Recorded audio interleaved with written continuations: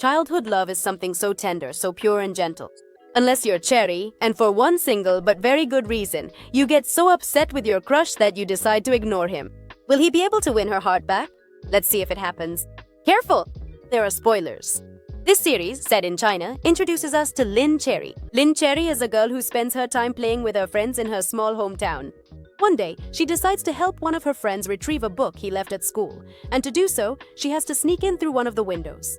Once inside, she gets scared when she runs into a boy she's never seen before and ends up fleeing the school. This boy is Xiaoxi, a new neighbor who has just arrived in town and who, that day, has to take a placement test in order to start studying at the village school. To Cherry's embarrassment, she will now have to see that boy often, since he has become her new neighbor. During a special dinner, she learns that he will be living in the village for a while with his father, since the company his father founded has projects in the area. Little Xiaoxi spends long hours alone at home, with Cherry's parents taking care of his needs. Although these needs are not many, since his only concern is studying. He studies so much that he doesn't even want to play with Cherry, even though she offers him plenty of options. As the days go by, and thanks to Cherry's persistence, Xiao gradually opens up to spending time with the other children and having fun. Of course, he never neglects his precious studies. This is something that sets him apart from Cherry, who spends all her time going from one game to another. One night, Cherry overhears her parents talking about Xiaoxi. It seems that before he was born, he had a brother who died in an accident. This brother was a math prodigy who dreamed of going to the math Olympiad. However, his promising future was cut short.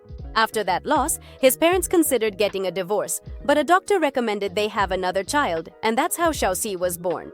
What a lot of pressure. Unfortunately, the boy can't fill the void left by the loss of a child in his parents' lives, especially for his mother. In fact, during a dinner with Xiao's father, Cherry discovers that when Xiaoxi was born, they didn't know what name to give him, so they ended up picking a name they saw in the newspaper, just like that. For Cherry, this is unacceptable, since in Chinese culture, the meaning of names is connected to the kind of life each person will have. If you love your child, you want them to have a good name that ensures a promising future, but that doesn't seem to be the case for Xiaoxi. Cherry realizes that Xiaoxi is saddened by the way he is treated, so she looks up corrections in the Chinese dictionary that would give his name a meaning. The next day, she drags him out of his house and takes him to a mountain, where she explains that the name Xiaoxi can mean mountain path or tall, sharp mountain. That's why she has brought him to the highest mountain in the village, so he can watch the sunset, which is usually a deep red. Unfortunately, on that very day, it rains and they can't see anything. However, despite the situation, Xiaoxi smiles, grateful for Cherry's sweet gesture in trying to give him an identity. A few weeks later, it's the boy's birthday. So Cherry, with the help of a couple of friends, organizes a small surprise party for him in front of the house. Since everyone sees that Xiaoxi dresses in black and his school supplies are also that color, they assume it's his favorite color. So they all dress in black, make him a black cake, and give him a bouquet of black flowers. With a smile, the boy enjoys the surprise and expresses his thanks. When he's alone with Cherry, he confides that he actually doesn't like black. That was actually his late brother's favorite color.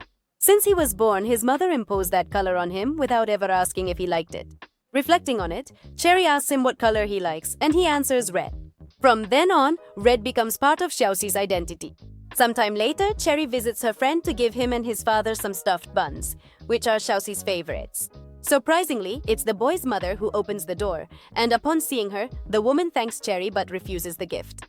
The boy's father, aware that it's impolite to refuse a gift, asks Cherry to give him the food, but the woman quickly refuses again and tells her husband that they shouldn't eat those buns because they don't know what kind of meat they're made with.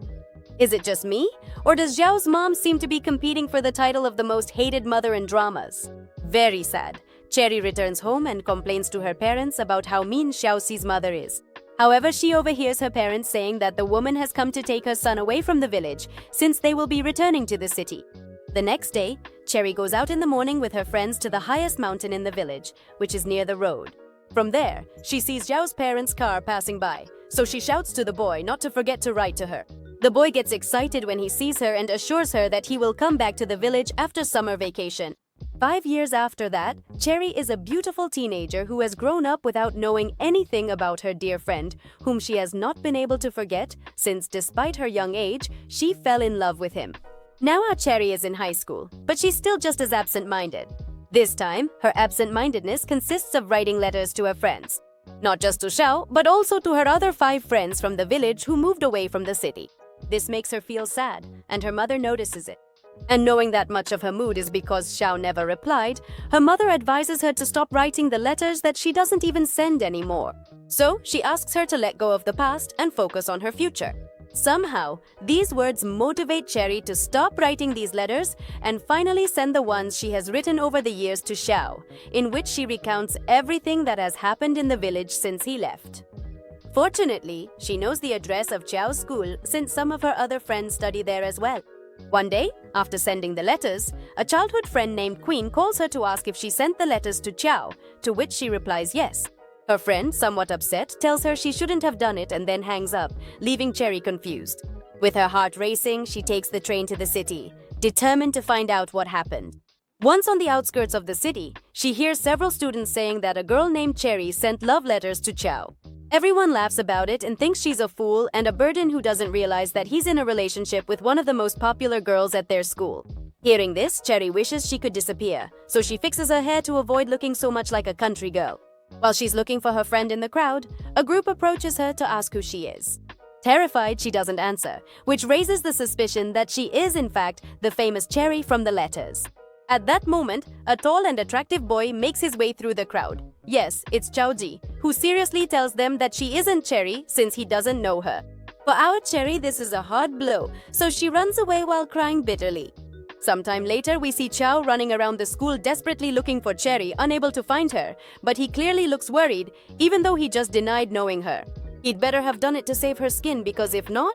At sunset, she goes to Yu Qiao's house, one of her closest friends, who lives near Qiaoji's house because his father works with Qiaoji's parents. With some hesitation, she asks him about the rumors of the letters circulating at school. Her friend explains to her that Qiaoji is not the same boy she knew in the village. The boy arrived in Japan not long ago and is distant with them, even though they've known each other since they were children. What's more, he found out that it was one of Qiao's friends who spread the letters. Feeling discouraged, Cherry goes to Yu Qiao's house where she meets other friends from the village who are happy to see her. Hours later, Cherry's parents arrive at the house after being informed that she was there, and they are happy to talk again with the kids and their old neighbors, who encourage them to sell their house in the village and move to an apartment in the area so that Cherry can attend the same school as them and have better opportunities. Her parents reflect on this and consider that it's a good idea. Even so, that night Cherry can't fall asleep, so she leaves the house to throw stones at Qiaoji's window, not expecting to run into him face to face. Immediately, Cherry confronts him for allowing the letters to be spread around the school. Because of this, everyone thinks her letters were a love confession when in reality they weren't. To her, he was just a friend with whom she shared special moments, but nothing more. The boy is left paralyzed by these words, since they hurt his feelings, as if he had actually been expecting a romantic confession. Meanwhile, Cherry pretends to be fine, even though she also suffers from denying that there was anything more than friendship. Then, she tells him that she will move to the city and go to the same school to be with her friends. And since he said he doesn't know her, then he's not one of her friends. Next, Cherry returns to the town to focus on her studies in order to be admitted to the new school. All her effort pays off, allowing her to make the honor roll, which propels her to be admitted to the other school. Shortly after, she moves and is enrolled in the other school, where she is assigned to Classroom 18, the class for the top students, among whom, fortunately, are 2 of Cherry and Qiaoji's friends. Despite their last argument, Qiao goes to the school to find out which class Cherry was placed in, and when he learns that they'll be together, he can't help but smile as he tells his father. And his father is also happy about the news, so he suggests having dinner with Cherry's family to congratulate her. When the time for dinner arrives, Qiao's father seats them together so they can talk, unaware that Cherry doesn't even want to look at the boy. During dinner, the adults reminisce about how close Cherry and Qiaoji used to be, which leads them to recall the times when she would always bring snacks for the boy. The adults laugh, and so does he. This moment makes the boy reflect, and he wishes to preserve that beautiful friendship. With the intention of making peace, he serves food onto Cherry's plate, which earns him strange looks from her. With the start of classes, our Cherry introduces herself using her real name, which is Lin Qi Li. She doesn't use her nickname so that the other students won't know she was the girl who sent letters to Qiaoji. During class, Qiao tries to participate in activities with her and follows her through the hallways. Meanwhile, she pretends not to know him, the least resentful woman in the world, and this leads Qiao to formally introduce himself in front of a group of students to make it clear that he wants to be her friend. When Cherry realizes what he's trying to do, she gets irritated, and it becomes obvious to the students that she doesn't like Chow. Later on, during gym class, a girl faints and ends up in the infirmary. Shortly after, Chow Jae visits her to see how she's doing. Immediately, Cherry gets so annoyed that she leaves the infirmary in a bad mood. On the way, she runs into a student named Zen, who is a friend of Chow. Everyone at school thinks Zen is Chow's girlfriend, but they're not together yet. There, the girl stops her to ask if she's okay, since she cares about the friends of her beloved Chow. She already knows that the two of them were childhood friends, so she suspects they're fighting and wants them to make up, and also for Cherry to accept her as a friend. Consumed by jealousy, Cherry asks her if she's Chow Ji's girlfriend, to which Zen replies that she's not yet, but maybe they will be in the future. More irritated than ever, Cherry thanks her for her concern and leaves.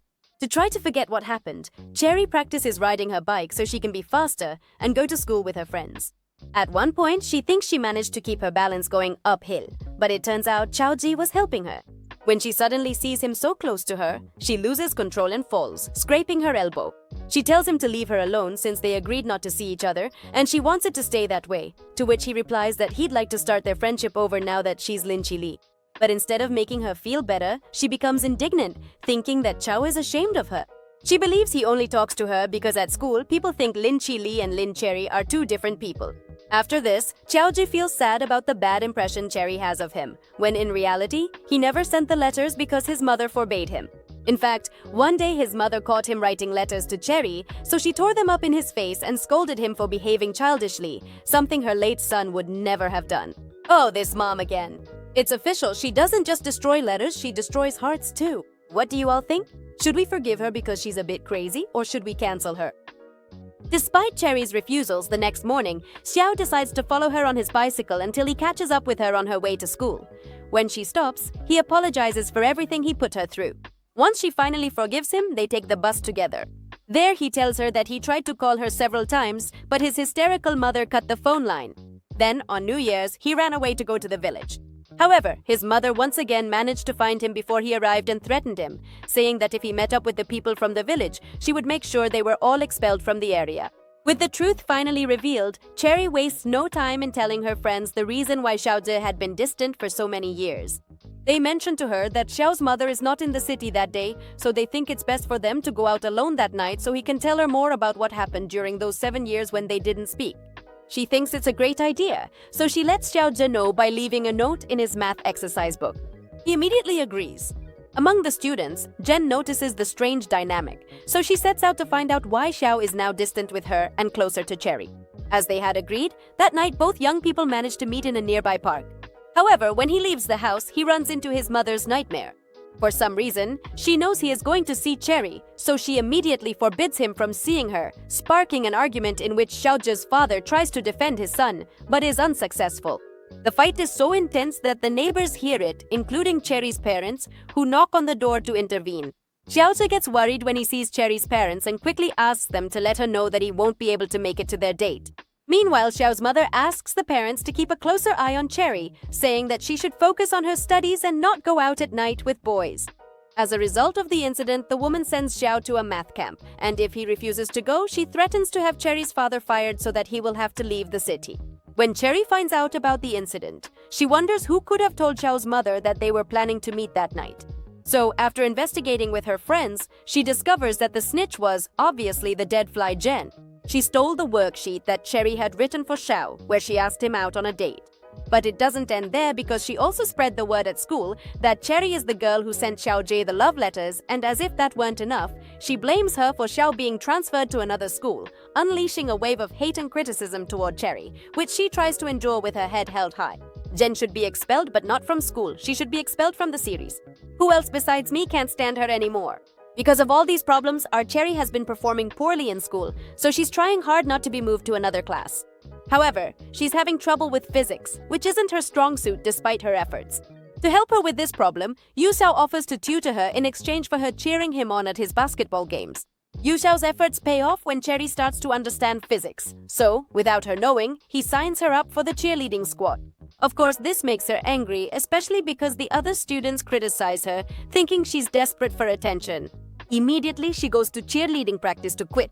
However, among the girls, she sees her friend Queen, which makes her decide to stay so she can spend time with her. At Cherry's request, the two of them train together, which strengthens their friendship and also improves their cheerleading skills. And when the day of the final audition to select the girls arrives, Jen deliberately trips as she passes by Cherry to blame her.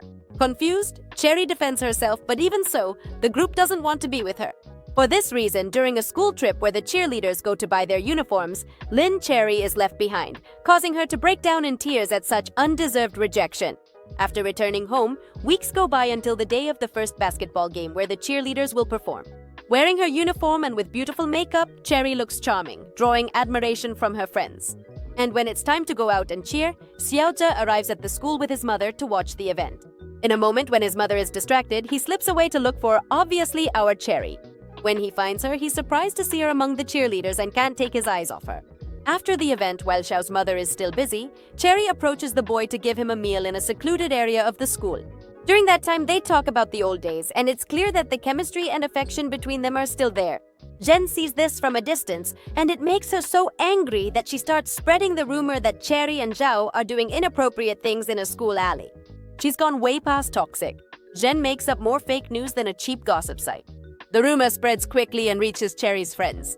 They hurry to make sure no one sees them and quickly call Cherry to warn her to hide so no one sees them together, while they distract the gossips. Quickly, Cherry escapes from school with Xiaozhe by jumping over a fence. Suddenly, a dog chases after them, so Xiao starts running with Cherry on his shoulders. The chaos ends when they crash into a passing motorcyclist. The boy worries about his Cherry, when in reality he's the one who hurt his head. They quickly go to the emergency room where he gets a few stitches. At school, they found out about the incident, which leads Jen to blame Cherry, saying she only causes trouble. Fed up with everything, our protagonist stands up to her and says that she is a very good friend of Xiaozhe, so no one will be able to separate them. Jen asks her if she doesn't know that Xiao's mother hates her, to which Cherry replies that she doesn't care, because Xiao does love her.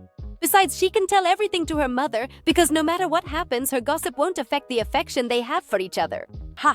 Jen is left speechless by these words, bringing this drama to an end. Oh well, to this part of the drama. Don't think this is over yet. Of course, Xiao's mother finds out about all of this, so she threatens her son again, saying she'll hurt Cherry's family. She's crazy. Once again, the father defends his son, sparking another big argument. Since they don't want Cherry's family to leave, Xiaoxi will have to go study abroad instead. To avoid this, the boy says that it will affect his academic performance and that he won't be able to enter the much-desired math Olympiad that his late brother wanted to join. The woman asks him if he's using his brother to manipulate her, to which he replies that he's not. In fact, it's she who uses his brother to pressure him and turn him into someone he's not. The argument ends after these harsh words.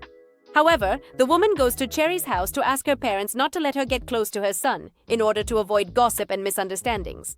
Outraged, our Cherry tries to defend herself, but her words are ignored because she's just a child. Determined to be heard, Cherry chases after Xiao's mother, to make it clear that she wants to be friends with her son. The woman replies that her son is a brilliant person, that he doesn't have time for distractions, and that the friendship Cherry offers is causing them to drift apart. If things continue like this, she could lose her son and Xiaoxi will lose his mother. For Cherry, it's disturbing that the woman blames her for the bad relationship with her son. At first, she thinks the best thing is to stay away, but after thinking it over, she sees things differently. And for this reason, she gathers her courage to go straight to Xiaoxi's house and bring him food. The boy's mother receives her, so Cherry tells her that if there is even the slightest chance that Xiaoxi could lose his mother, then she should be by his side during such a difficult time. Oh, what a situation! The woman remains silent and accepts the food while Xiao listens to everything from his room. Later on, the mother talks to her son and tells him that she doesn't mind if he has friends. However, in a couple of years, each of them will go their separate ways and won't see each other again, so it's not worth being friends at such a young age. What he should be concerned about is his professional future. Xiaoxi gets irritated, although he calmly assures her that Cherry and the others will always be his friends. He tells her that this won't affect his performance, because he will go to the international math competition to fulfill her dream. But once he wins, he'll live his own life and make his own decisions. The first of those is that he will never study mathematics again in his life. Xiaoxi, even though he doesn't study with his friends, sneaks out of his school to visit them, making it clear that he wants to be part of the group. As a token of appreciation, he gives each of them a red scarf that he knitted himself. Oh, how sweet! For the boys, it's an incredible gesture, and Cherry gets emotional when he finds out they were made red because it's his favorite color. At last, the boy shows a bit of rebellion against his mother's tyranny. After some time, Xiao takes the math exam at the Olympiad, achieving a perfect score that earns him first place and the chance to participate in the world-level Olympiad. If he participates, he'll be guaranteed a scholarship at one of the best universities. The first thing the boy does is return to the city to go out with his Cherry. At the airport, she finds out that the prize includes preparing for the Olympiad abroad, which makes her sad because she doesn't want to be separated from Xiao again. However, he makes it clear to her that he's not interested in going to the Olympiad again, so he gives up that great opportunity. While at home, the boy tells his mother that he won't participate in the World Olympiad since he fulfilled his duty by becoming the winner of the International Mathematics Olympiad, just as he promised. For that reason, he expects his mother to also keep her promise to let him make his own decisions and do what he enjoys. Of course, his mother becomes furious when she sees him wasting such a great opportunity, but he is determined to quit mathematics because he doesn't want to live in the shadow of his late brother. He needs to have his own identity, something that has been denied to him since the day he was born. This leads to a big argument that can be heard around the house, causing all the neighbors to come out of their homes to find out what's going on, as always. Among them is Cherry, who, seeing how upset Xiao is, goes into the house to take him to her place where she tries to calm him down. To encourage him, Cherry confesses that he is the best thing that has ever happened to her, making Xiao fall even more in love with her. And here we all say at the same time, "Ah!" Meanwhile, Xiao's mother drives down the street, tormented by her thoughts, torn between that night's argument and the loss of her first child. With her mind so clouded, she loses control of the car, causing a serious crash that leaves her badly injured. After that, she is taken to the hospital where her family is quickly notified about her condition. It wasn't anything serious, but she'll have to stay in the hospital for a while. Hopefully, this will come with a change in attitude. The next day, the teachers at school scold Xiao in front of his parents for wasting the opportunity to go to the Olympics. They consider him immature and say he doesn't know what he's doing. They also tell him that because of his tantrum, his mother had an accident, so they're definitely disappointed. Xiao remains silent in the face of these harsh criticisms. Suddenly, Cherry shows up to bring soup to Xiao's mother and to take the boy out for lunch. Both the parents and the teachers watch as the young couple quickly walk down the hallways. When they're alone, Cherry tells him not to let himself be manipulated and to think about what he really wants to do with his life. Xiao takes these words seriously, so he skips school for weeks to find his identity and desires. That's intense. At that time, he's distant from his parents, so he practically lives at Cherry's house, where the girl's parents encourage him to work hard and make good decisions.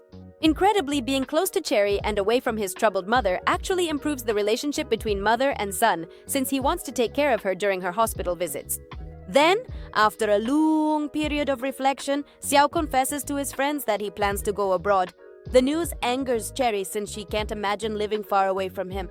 So when they're alone, he apologizes to her and tells her that he's wanted to go abroad since he was a child. He also mentions that he plans to take her with him after 2 years. This new outlook calms Cherry down a little and she gets excited, although at the same time she's not sure it's a good idea. What she does know is that the best thing is for Xiao to achieve his own goals. During the rest of the school year, they spend a lot of time together at school. Then, when Xiaoqi's departure is approaching, he's going to live in Japan with a cousin who will pay for his studies. Cherry thinks it would be nice to return to the village one last time. So, the group of friends travels by train to relive the beautiful moments of their childhood. Back in the city, Xiaoqi visits Cherry to give her a couple of gifts. She is surprised to see that he gives her a pair of red high heels and a red lipstick as well. She loves his gifts and at the same time misses him, so she asks him why he is giving her things. Embarrassed, Xiao replies that he wanted to see her in high heels to imagine what she would look like as an adult, since when she turns 18, he won't be by her side. The gesture moves Cherry so much that she doesn't even know what to say. Then, in the following days, she accompanies him to the airport, where they don't say goodbye, but rather see you soon. Despite the distance, they keep in constant contact by phone to catch up on what's happening in their lives. However, after a few months, Xiaoqi stops answering messages and calls, which once again fills Cherry with worry. At the same time, China is going through a worrying period with the stock market crash, which is causing economic chaos in several sectors of the country. Weeks go by, and one night, as she passes by Xiao's old house, she sees him coming out with a couple of suitcases. Seeing him, Cherry is shocked, so she doesn't hesitate to approach him to ask what he's doing in China. He replies that he came back because he won't be studying abroad and now he wants to be by her side. Cherry is overjoyed, so she grabs him by the clothes to kiss him for the first time. Moved, Xiao asks her not to forget him. Cherry suggests that he come to her house for dinner with her parents, to which he agrees, but mentions that he has forgotten his luggage and needs to go get it. Because of this, the girl goes ahead to wait for him at her house. However, he takes too long. Worried, she decides to go out and look for him, only to realize that Xiaoqi has left in a taxi. Devastated by this kind of betrayal, she starts crying right there on the road. Honestly, I'm like Cherry. I don't understand a thing and it really hurts. From that moment on, Cherry focuses on her studies, managing to get accepted into one of the best universities in China. To celebrate, her family and friends organize a meal. On her first day as a university student, she's excited to study education and fulfill her dream of becoming a teacher. For an entire year, Cherry sends messages to Xiao every day, hoping for a reply. On one hand, she feels betrayed, but on the other, she believes that something bad must have happened for him to leave her like that. Tell me, writing to someone for a whole year without getting a reply, do you think that's true love or premium level masochism? Share your thoughts in the comments.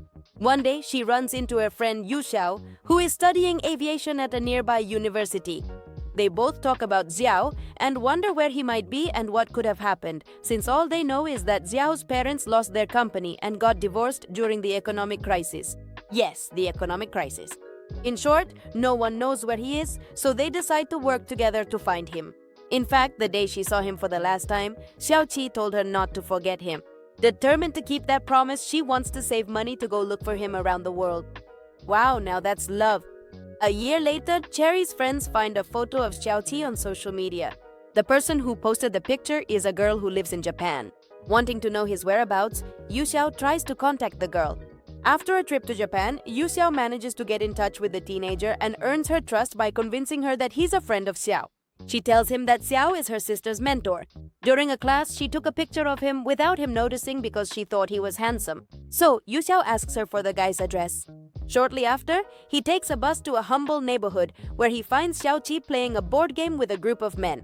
The smile on Xiao's face disappears when he sees Yu Xiao, and he finishes the game to talk. Alone, Yu Xiao asks him what happened to him. Xiao doesn't answer and only says that he doesn't want Cherry to find him because he's nobody now, he has no future, and nothing to offer someone like her. Immediately, Yu Xiao explains to him that Cherry is waiting for him and that it's not fair for him to hide. He should talk to her and break her illusions instead of wasting her time. But since he can't convince Xiao to contact Cherry, Yu Xiao returns to China intending not to tell her friend anything.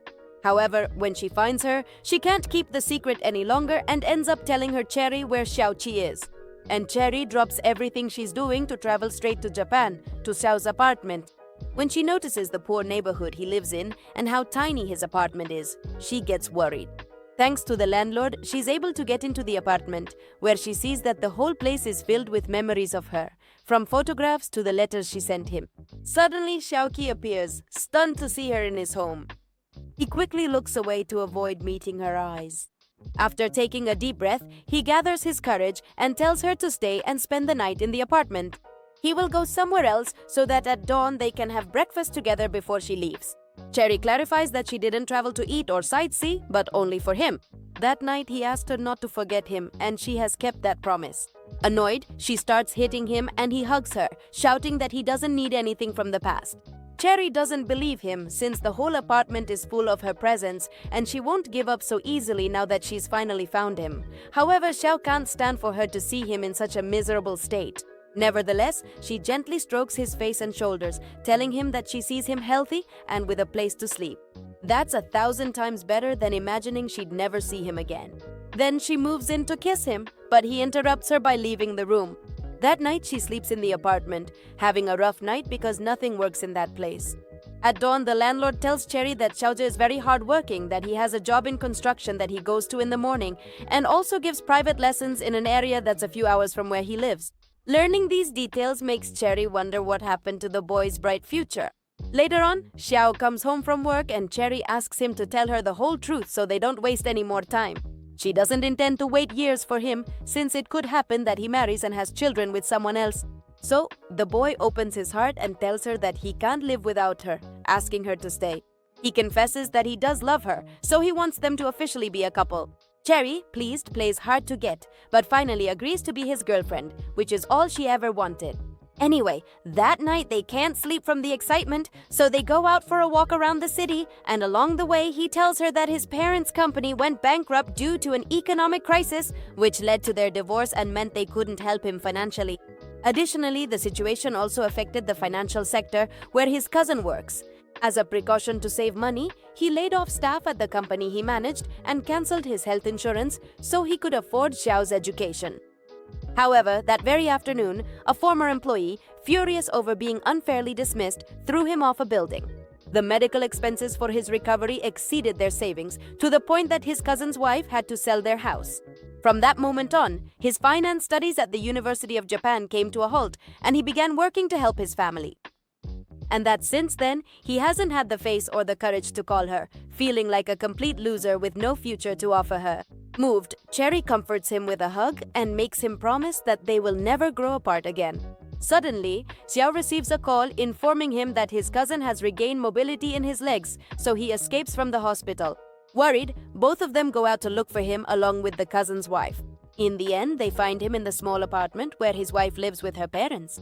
The man becomes depressed when he sees the deplorable conditions in which his wife and daughter live after losing everything. He feels that now he is a burden to them and that it would be better if he were dead. These words enrage his wife, who yells at him not to say that because she believes he will be the way he was before. Xiao and Cherry leave to give them some space. Then, the next day, they visit the man in the hospital. Finally, Cherry meets Xiao's cousin, who is also happy to meet her. A few days later, Cherry buys food to have dinner with the cousin's family. During dinner, the man mentions that there are people who have owed him money for years, so now that he can walk, he will go collect it from them in person. With that money, Xiaozhe will be able to go back to school. And at the end of dinner, Xiao tells Cherry that he wants to return to China to study at her university and never be apart from her again. However, the girl stops him because Japan has better opportunities. Back at Xiao's apartment, they lie down to sleep together. That night is the last one, since Cherry has to return to China. Because of this, they won't see each other again until Xiao graduates. So, they can't resist the temptation to make love under the sheets as a farewell and a promise that they will be together again no matter what happens. Once Cherry returns to China, they keep in constant contact online for a couple more years. Until one day, without any warning, as always, Xiao stops sending messages and answering Cherry's calls. Oh girl, that's rough. This makes her panic, thinking that he has abandoned her again. However, the truth is that he has traveled to visit her. Once Xiao graduates, they both move together to China into a beautiful apartment. The couple is very happy to finally be living their dream of being together. It seems that things have finally improved and Xiao now works with his cousin at a financial company, becoming one of the best in the company thanks to his skill with the stock market. For her part, Cherry works as a teacher in a kindergarten. As for their friends, they are all successful people, since Yu Xiao is a great pilot and Queen is a successful businesswoman. And best of all, they are still together and united just like when they were kids. At the end of the series, Xiaozhe finally proposes to Cherry. A truly happy moment for both of them, but not as happy as their wedding day when Cherry puts on those red heels her man had given her to say, "I do." If you've made it this far, first of all, thank you, and second, you have to watch another video.